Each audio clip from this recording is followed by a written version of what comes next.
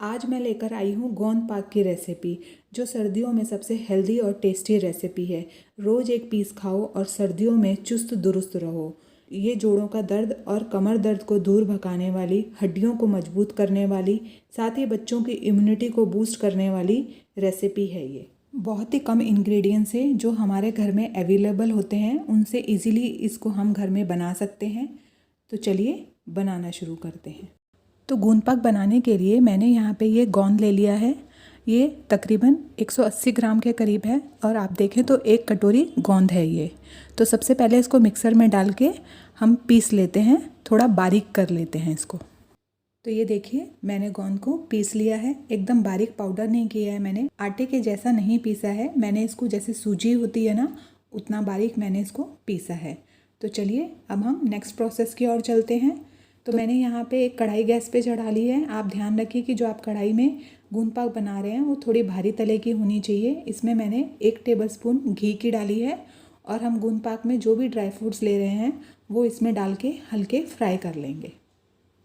आप जितने dry fruits डालना चाहते हैं उस हिसाब से ले लें। मैंने यहाँ पे 2 टेबलस्पून बादाम लिया है, 2 टेबलस्पून ही काजू लिया है और 2 टेबलस्पून ही मैंने ये मगज के बीज लिए हैं। तो इनको हम हल्का फ्राई कर लेंगे। आप चाहें तो बिना फ्राई करे भी डाल सकते हैं ड्राई फ्रूट्स को। फ्राई करने से क्या होता है, थोड़ा सा फ्लेवर जो है वो ड्राई फ्रूट्स का इन्हेंस हो जाता है। तो 1 से 2 मिनट के बाद आप देखेंगे कि ड्राई फ्रूट में हल्का हल्का कलर आ गया है। तो अब हम इनको कढ़ाई में से निकाल लेंगे। ड्राई फ्रूट्स निकालने के बाद कढ़ाई में जो घी बचा है उसी के अंदर हम नारियल का पूरा डाल लेंगे। यहाँ पे मैंने 100 ग्राम्स नारियल का बूरा लिया है, तकरीबन आप कहें तो पौना कप लिया है। 1 कप मैंने गोंद लिया है, पौना कप मैंने ड्राई फ्रूट्स का लिया है और पौना कप ही मैंने नारियल के बूरे का लिया है। तो इसको भी घी में हल्का सा भून लेंगे।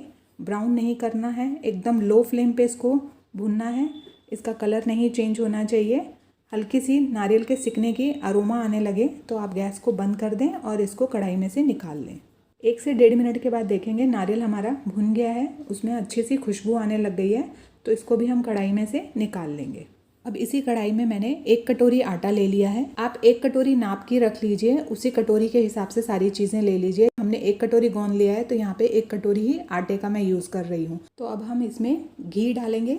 घी मैं जैसे जैसे ज़रूरत है वैसे वैसे आटे में डालूंगी, पर तकरीबन ऐसा होता है कि हमने 1 कटोरी आटा लिया है और 1 कटोरी गोंद लिया है, तो उसमें तकरीबन पौना कटोरी या 1 कटोरी तक घी आराम से लग जाता है। मैं तो यहाँ पे थोड़ा थोड़ा करके डाल रही हूँ, आप चाहें तो एक साथ भी डाल सकते हैं। तो धीरे धीरे हम आटे को घी में मिक्स करते जाएंगे और देखते जाएंगे कि हमें कितने घी की ज़रूरत है। हमें जो इसकी कंसिस्टेंसी है आटे की वो लिक्विड में करनी है, लिक्विड फॉर्म आ जाना चाहिए, हमें उतना घी इसमें डालना है। तो यहाँ आप देखेंगे मैं फिर से 2 टेबलस्पून के करीब घी और डाल रही हूँ। तकरीबन मैं इसमें 8 टेबलस्पून के करीब घी डाल चुकी हूँ। आटा जो है वो लिक्विड फॉर्म में आ गया है, तो इतना पतला हमें इसको रखना है और जैसे जैसे आटा भुनेगा वैसे वैसे घी छोड़ता जाएगा। तो अब हम इसको भून लेंगे हल्का ब्राउन टेक्सचर आने तक। बहुत गोल्डन ब्राउन नहीं करना है। आटा बहुत ज़्यादा आप सेक लेंगे तो उसमें जले हुए आटे की खुशबू आने लग जाती है, तो इसलिए हमें हल्का ब्राउन कलर आने तक इसको सेकना है। तो जब तक आटा सिक रहा है, हमने जो ड्राई फ्रूट फ्राई किए थे वो ठंडे हो गए हैं। इनको भी हम मिक्सर में डाल के मोटा मोटा पीस लेते हैं। सारे ड्राई फ्रूट्स को हमने मिक्सर में डाल लिया है। अब इसको पल्स पे 2 से 3 बार चला लेंगे। तो देखिए हमने ड्राई फ्रूट्स को भी पीस लिया है। आप देख रहे होंगे मैंने एकदम बारीक पाउडर नहीं करा है, दरदरा पाउडर बनाया है ड्राई फ्रूट्स का। अगर कुछ बड़े बड़े टुकड़े भी रह जाते हैं तो कोई दिक्कत नहीं है। चलिए अब हम अपने आटे को चेक कर लेते हैं। यहाँ देखिए आटे ने भुनने के बाद कितना घी रिलीज़ कर दिया है। अभी हम इसको 2 से 3 मिनट और भुनेंगे। 2 मिनट के करीब आटे को और भुनने के बाद आप देखेंगे कि कलर एकदम हमें जैसा चाहिए था लाइट ब्राउन वैसा आ गया है। बहुत ज़्यादा डार्क ब्राउन नहीं करना है और इसमें बहुत अच्छी खुशबू भी आ रही है आटा सिकने की। अब हम इसके अंदर बाकी के इंग्रेडिएंट्स मिलाएंगे। तो आटा सिकने के बाद हम सबसे पहले गोंद इसमें मिलाएंगे, जिसको हमने पीस के रखा है। थोड़ा थोड़ा डालेंगे, एक साथ नहीं डालना है, क्योंकि गोंद डालने के बाद आटा जो है वो एकदम से फूलेगा, क्योंकि गोंद गर्म आटे में जाने के बाद सिकेगा। सिकने से क्या होता है वो फूलता है, तो आटा हमारा फूलेगा। तो इसलिए हमें एकदम से सारा गोंद नहीं डालना है, धीरे धीरे डालना है। 1 मिनट तक गोंद को आटे के साथ अच्छे से सेकना है ताकि पूरा गोंद फूल जाए। अगर आप इस टाइम इसको अच्छे से सेकेंगे नहीं तो ये कच्चा रह जाएगा और आपके दांतों में चिपकेगा। तो हमें इसको आटे के साथ 1 मिनट तक अच्छे से सेक लेना है ताकि गोंद पूरा फूल जाए। गोंद को मिक्स करने के बाद अगर आपको ये मिक्सचर थोड़ा ड्राई दिख रहा है तो आप इसमें 2 टेबलस्पून के करीब घी और मिला सकते हैं। मैं भी यहाँ पे 2 टेबलस्पून घी और डाल रही हूँ। घी को इस मिक्सचर में अच्छे से मिक्स कर लेंगे। हम जो मिक्सचर रेडी कर रहे हैं वो एकदम ड्राई नहीं होना चाहिए, नहीं तो जब हम इसमें चाशनी मिलाएंगे तो ये और ड्राई हो जाएगा और हमारा जो गोंद पाक है उसका टेक्स्चर बहुत ही ड्राई आएगा। तो यहाँ पे मैंने 2 टेबलस्पून घी ऐड किया है। आप देख सकते हैं अब जो इसका टेक्स्चर है वो एकदम करेक्ट है। 1 से 2 मिनट तक गोंद को आटे के साथ सेकने के बाद अब हम इसमें बाकी के इंग्रेडिएंट्स मिलाएंगे। गोंद हमारा अच्छे से फूल गया है। आप देखेंगे कि आटा भी हमारा फूल नहीं रहा है, तो इसका मतलब गोंद हमारा पूरा सिक गया है। अब इसके अंदर हमने जो नारियल का बूरा भून के रखा था वो डाल देंगे और जो ड्राई फ्रूट्स हमने पीस के रखे थे वो भी डाल देंगे और इन सभी चीज़ों को आटे में मिक्स कर लेंगे अच्छे से। आपको यहाँ पे ध्यान रखना है कि आपके गैस की जो फ्लेम है पूरे प्रोसेस में लो टू मीडियम रहनी चाहिए। हाई आप बिल्कुल भी नहीं करेंगे और अभी मिक्सिंग करते टाइम तो आपको गैस को एकदम लो फ्लेम पे कर देना है। यहाँ पे हमने नारियल को और ड्राई फ्रूट्स को आटे में और गोंद में अच्छे से मिक्स कर लिया है। अब गैस को बंद कर देंगे। तो ये हमारा मिक्सचर रेडी है। अब हम इसको ठंडा होने के लिए साइड में रख देंगे और अब हम इसके लिए चाशनी रेडी कर लेंगे। आप चाहें तो चाशनी गुड़ की भी बना सकते हैं, आप मिश्री की भी बना सकते हैं। मैं यहाँ पे नॉर्मल चीनी का ही यूज़ कर रही हूँ। जब हम चाशनी मिलाएंगे हमारा मिक्सचर एकदम ठंडा नहीं होना चाहिए, हल्का गुनगुना होना चाहिए। तो इसको हम साइड में रख देते हैं। जब तक हमारी चाशनी बनेगी मिक्सचर भी हमारा हल्का ठंडा हो जाएगा। चाशनी बनाने के लिए मैंने यहाँ पे एक पैन ले लिया है और इसमें वही हम 1 कटोरी चीनी की लेंगे जिससे हमने गोंद को नापा था और जिससे ही मैंने आटे को नापा था, वही 1 कटोरी हम चीनी की ले लेंगे। यहाँ पे गोंद, चीनी और आटा तीनों की क्वांटिटी सेम रहेगी और इसमें मैंने 1/4 कटोरी पानी की डाली है। अब हम इसकी चाशनी तैयार कर लेंगे। हमें यहाँ पे 1 तार की चाशनी तैयार करनी है। बहुत हार्ड 1 तार नहीं होना चाहिए, हल्का सा हमारा तार बनने लगे तभी हमारी चाशनी रेडी है।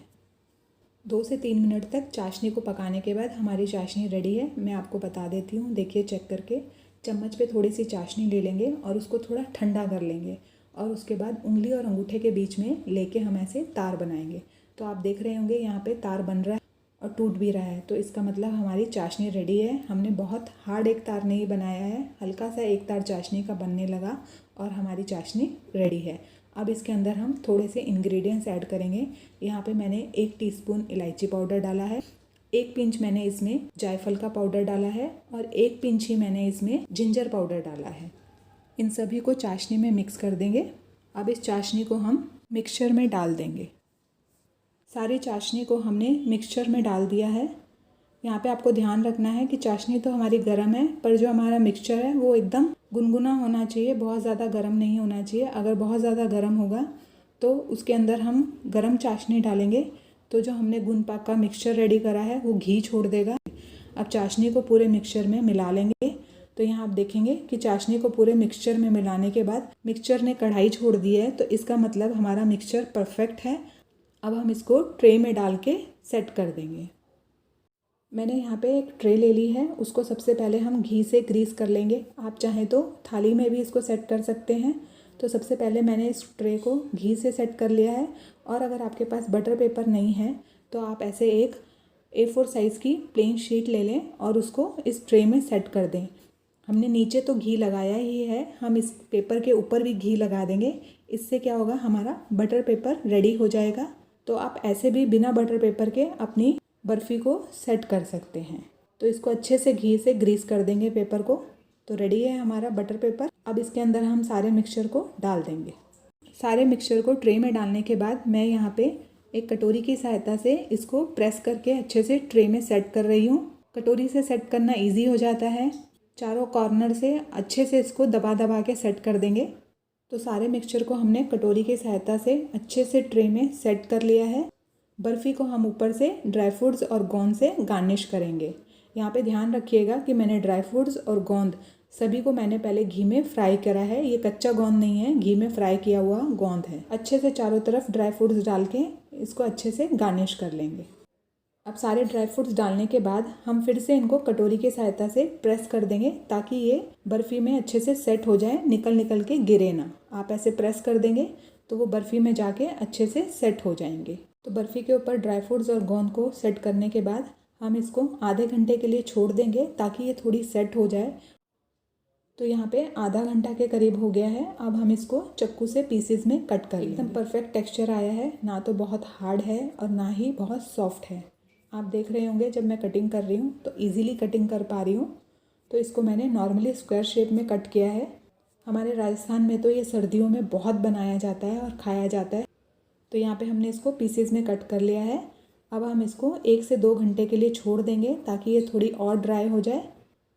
तो 1 से 2 घंटे के बाद देखेंगे ये अच्छे से सूख गई है। अब हम पेपर की सहायता से इसको उठा के चॉपिंग बोर्ड पे रख लेंगे। ये फ़ायदा होता है यहाँ पे पेपर यूज़ करने का, जिस भी चीज़ में, जिस भी बर्तन में इसको सेट करते हैं उसमें से इजीली आप इसको निकाल लेते हैं।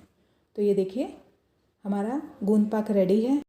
आप देखेंगे कितना अच्छा टेक्सचर आया है, कितनी अच्छी बर्फ़ी सेट हुई है, बिल्कुल हलवाइयों के जैसे बनी है। मैं तो राजस्थान से बिलोंग करती हूँ तो मुझे पता है कि कैसा टेक्सचर होता है और कैसे बन के पीस निकलता है। तो मेरी इस रेसिपी को आप भी अपने घर में ट्राई करें और मुझे कमेंट करें कैसी बनी है। और अगर आपको मेरे रेसिपीज़ और मेरे वीडियोस पसंद आते हैं तो मेरे चैनल को सब्सक्राइब करें और वीडियोस को लाइक, शेयर और कमेंट करना ना भूलें और साथ ही बेल आइकन को दबाना ना भूलें।